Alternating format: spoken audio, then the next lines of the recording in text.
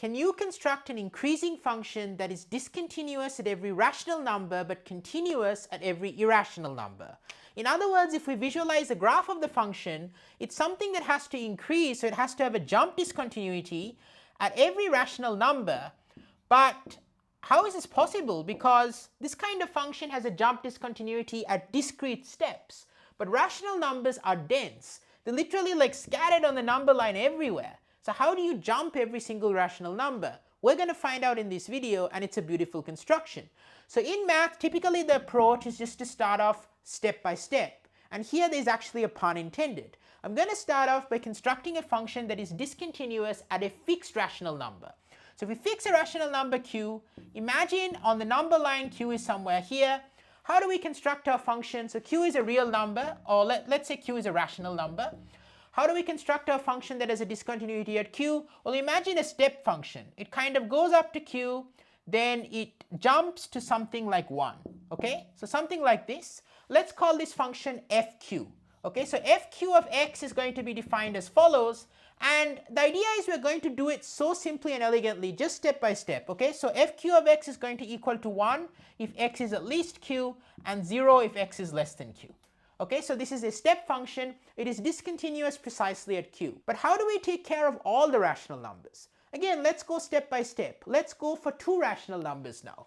So suppose we want to create a jump discontinuity at 2 rational numbers, and notice that fq here is a non-decreasing function. It's not increasing because it is constant sometimes, most of the time, but it is not decreasing either.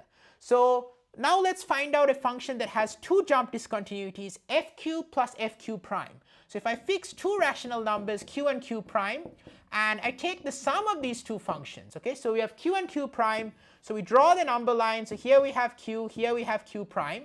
What is the sum going to be? Well, until q it's going to be 0 for both functions, then we are adding up the 2, okay, so you're going to get a first jump at q, which is going to be 1, and then you're going to get a jump at q prime, which is going to then jump the function up to 2. So that is going to be our graph of the sum, and notice it has 2 discontinuities, at q and at q prime. But how are we going to do it so that it's discontinuous at every rational? The question keeps coming up, and just in math, you know, you do it step by step, so I'm going to show you the trick. It's so beautiful. We're just going to try to add them all up. Add all the fq's for all the rational numbers q, but we're going to have to be super careful and rigorous. So this is going to teach you how to think rigorously in math, and also going to show you a wild function that they don't show you basically in either calculus or generally real analysis classes. It's not so common. So what's the wild function going to be? So the first approximation, and I'm going to use a fact, I'll direct you at the end of this video to an explanation, but it's actually a pretty intuitive fact. The rational numbers can be enumerated as qk. As a sequence, k varies from 1 to infinity. This is what is called the countability of the rational numbers. We can enumerate them as a sequence. So this is a separate fact. I'm going to assume this just so that I can sum up all the fq's. So we're going to define fqk, which we know how we define that. That as a jump discontinuity at qk, and we're just going to abbreviate and call it fk. Okay, just to abbreviate it, we're going to call it fk, and we're going to try to take the sum, k varies from 1 to infinity, of all the fk of x's. Now, does this make sense? Well, the actual answer is no, it does not.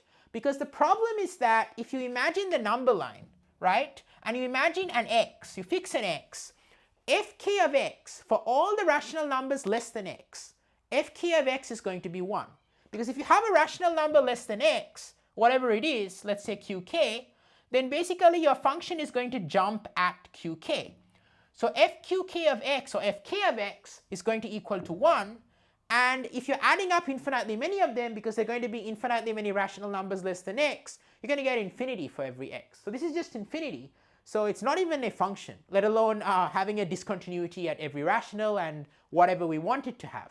So we're going to have to be a bit careful. And here's the trick. It's a very subtle trick. It's a very elegant trick. We're going to multiply this by 2 to the negative k. Okay, so I'm going to erase this and show you the modification. I'm going to just change this here, and I'm going to make it instead fk of x divided by 2 to the k. Now, what this does immediately is instead of adding infinitely many 1's, which we were doing earlier, we're going to be adding 1 over 2 to the k. So the principle here is this series actually makes sense. It makes sense and gives you a well-defined function. Now, why is that? Well, the key principle is that the sum k varies from 1 to infinity of 1 over 2 to the k. This sum is actually a geometric series. It's a 1/2 plus 1 over 4 plus whatever, dot, dot, dot, which is just going to equal to 1. It's a geometric series. So when you're taking a fixed x, okay, you're going to add up some of these fk of x's are going to be 1 if you're taking qk less than x. So just to sort of draw it, if you take an x and if you have qk less than x, then fk of x is going to be 1, but otherwise it's going to be 0 if you have a qk that is on the other side, okay, because the jump happens at qk. But in any case, you're not going to add up all these terms, you're going to add up some of these terms, maybe infinitely many of them, but it's still going to be a finite number. The series is going to converge, it's going to have a sum, and so you can define this function for every x. But then the question is, how do we actually understand this function? And this is going to go into the realms of real analysis and ideas like uniform convergence and such, but you're not going to have to know all that stuff, okay? We're going to actually walk you through that in the process. So we define this f of x, and my claim is that this f of x is our function. It achieves the basic principle. The basic principle is that it should have a jump at every rational number because we've added up all these jumps, just like I showed you in the case of 2, which I just rubbed off.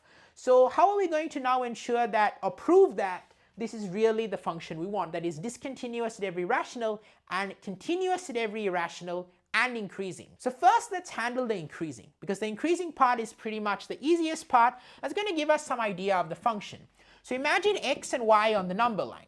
Okay, x and y on the number line, we want to prove that f of x is less than f of y. Okay, so we're not just proving it's non-decreasing. Like our individual jump functions were constant most of the time. But we want to show that f of x is less than f of y. Not just an inequality, but a strict equality. How are we going to do this? Well, the idea is that by the density of the rational numbers, okay, this is a property of the real numbers, there is always a rational number for some k, qk between x and y. In fact, there are infinitely many rational numbers between x and y. So what we can do is we can then say that fk of x is going to be less than fk of y. We know that fk by definition, or fqk, my abbreviation, is jumping at qk. So if I try to draw this in red just to show you, it's going to jump at qk and it's going to go up to 1. Okay, so therefore we see that fk of x is going to be 0 and fk of y is going to be 1. So we're going to have a strict inequality here. On the other hand, for any other fqk, any other fn, okay, let's say fn of x is always going to be less than or equal to fn of y. Okay, it may not be a strict inequality, but fn is always going to be non-decreasing. So this is going to always be an inequality. If our rational number qn is between x and y, then it's going to be strict. Otherwise, if it's greater than y or less than y, then fn of x and fn of y are going to be equal. But because we're adding them all up, we can now deduce, and I'm going to actually write that on this side of the board, so let me sort of erase this. And you're going to want to watch till the end because I'm going to show you some beautiful ideas, mathematical ideas. But you just observe that f of x is going to equal to sum of k varies from 1 to infinity of fk of x divided by 2 to the k, and we know this is going to be strictly less than the sum k varies from 1 to infinity of fk of y divided by 2 to the k, which is going to equal to f of y. Okay, because at least one term in this sum we have a strict inequality, and for the other terms you have an inequality. So therefore you deduce that you have a strict inequality, so f is increasing. Now we want to show f is continuous at every irrational, and finally that it is discontinuous at every rational. The continuity at every rational actually make it very easy to show that it's discontinuous at every rational. So let's get into why it's continuous at every irrational. And I'm going to erase this from the board, and the key principle is going to be that each individual fk is in fact continuous at every irrational number. But there is a problem. Just because all the terms in the sequence are continuous at every irrational number doesn't mean the limit is, okay? So to give you an example of such a phenomena, so what we want to kind of say is we want to say, okay, what does this sum even mean? What does sum k varies from 1 to infinity of fk of x by 2 to the k mean? Fk is a step function that jumps at the kth rational when we enumerated it, and because you're fixing an x that is irrational, It's not going to jump at any irrational. So it's going to be continuous at every irrational, but how does that imply the sum is also continuous at every irrational? So we want to be very careful here. If we define a function gn of x equals sum k varies from 1 to n of fk of x divided by 2 to the k, well, basically we're saying the limit of the sequence gn is going to be f of x, okay? Basically that's what we're saying, because as n goes to infinity you get an infinite sum, which is by definition f of x. This is f of x.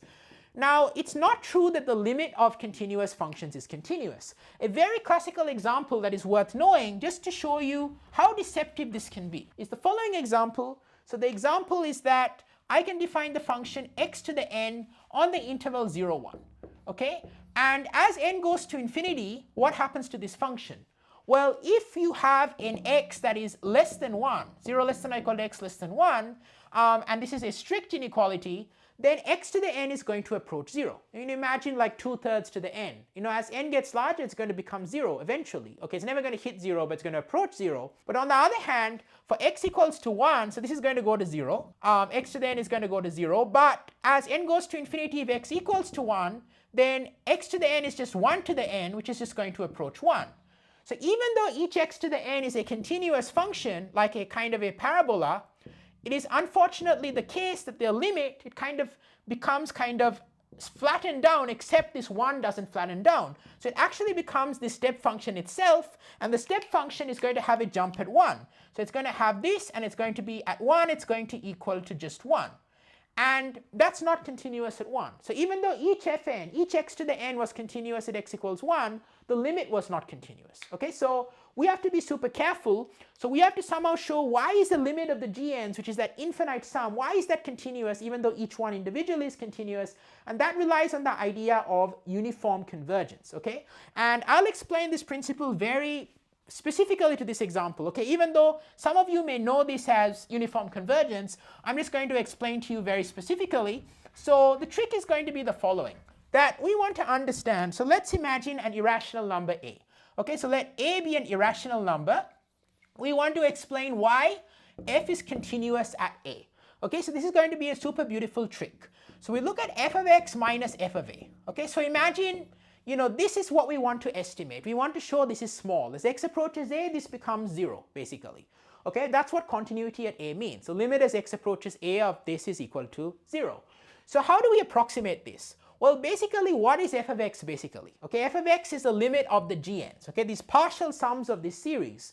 So we can approximate this in 3 steps. We can say this is f of x minus gn of x.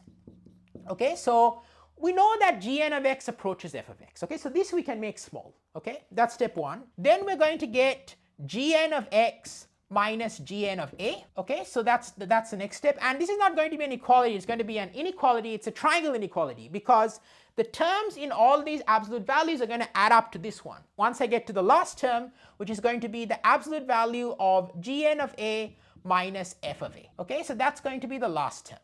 Now here you see that this is a triangle inequality, and we can make this small because we know the gn of x's approach f of x.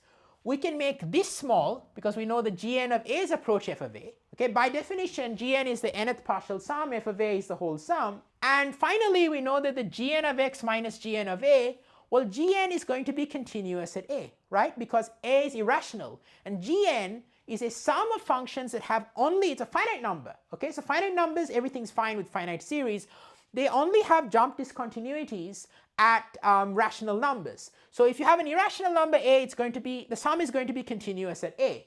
So because we can make each of these 3 small, we can conclude that this can be made small. So therefore, as x approaches a, this approaches 0. But we have to be a bit more formal about what we mean. And for this, what I would say is the f of x minus gn of x is just going to be the sum as k varies from, so let's say k varies from n plus 1 to infinity of fk of x divided by 2 to the k. Okay, and of course that sum, because each fk is less than or equal to 1, that sum is going to be less than or equal to sum k varies from n plus 1 to infinity of 1 over 2 to the k, which is again a geometric series. Okay, it's going to be 1 over 2 to the n plus 1 plus 1 over 2 to the n plus 2, etc., which is then going to be 1 over 2 to the n. Okay, so we can make that 1 over 2 to the n And actually, this did not depend on x. And this is what I mean by uniform convergence. This estimate did not depend on x. Sometimes it would depend on x. Think about the case of the x to the n's approaching that discontinuous function I did at x equals 1. Okay, so here this was uniformly going to approach the sum because f of x, because this is less than 1 over 2 to the n. This also can be made less than or equal to 1 over 2 to the n.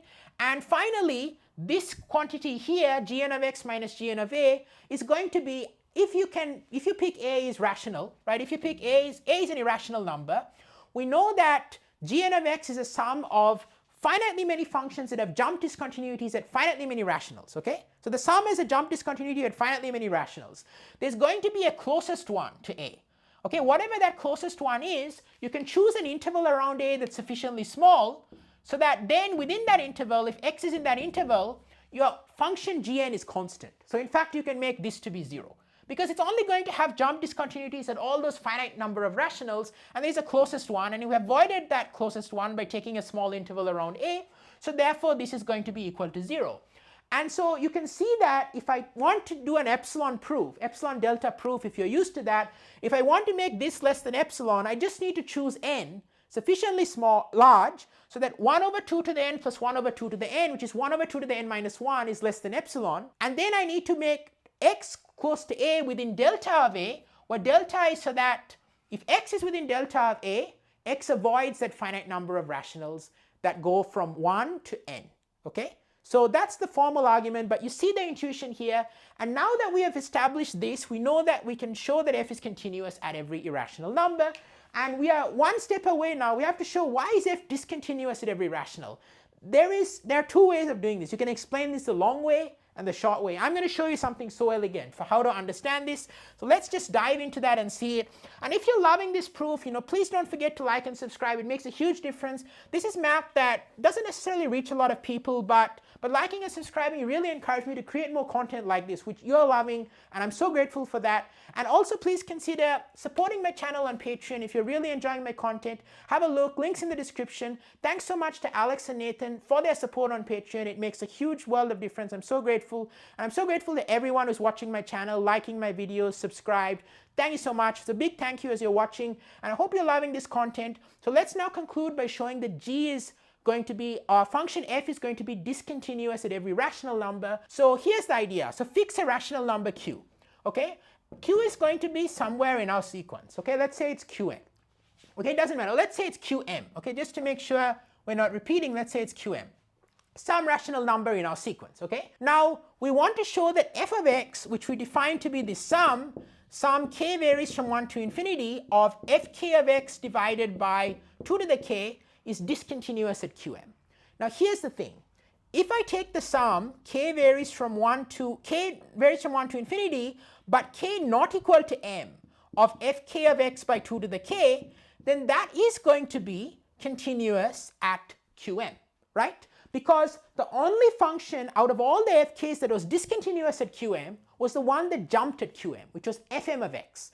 So if we add up all of these, it is continuous at qm. Okay, so I can write this as follows. It is continuous at qm. And that's really cool. So if our f, and here's the cool thing, okay? This is continuous at qm. Of course, fm is not continuous at qm. Okay, it's not continuous at qm. So if you add a function that is continuous at a point and a function that is discontinuous at a point, it is going to be discontinuous at the point. Why is that? Proof by contradiction. It's so cool. If f were continuous at qm, then because this sum is continuous at qm, the difference would be continuous at qm. But the difference continuous at qm, the difference is just fm.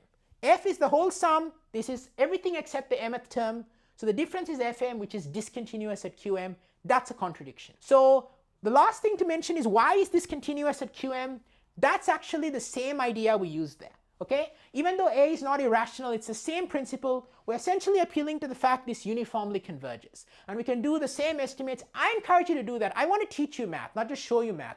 So please just take the time, write it out, just to really make sure you understand it in the same way as this. And if you're familiar with epsilon-delta proofs, have a look at that. So this is an increasing function that is continuous at every irrational, discontinuous at every rational. So wild, so hard to visualize. Try to do that. Drop a comment down below what you think. And if you want to see more, I've done a video, it's super popular on my channel. It's a proof that an increasing function from R to R actually has to be continuous almost everywhere.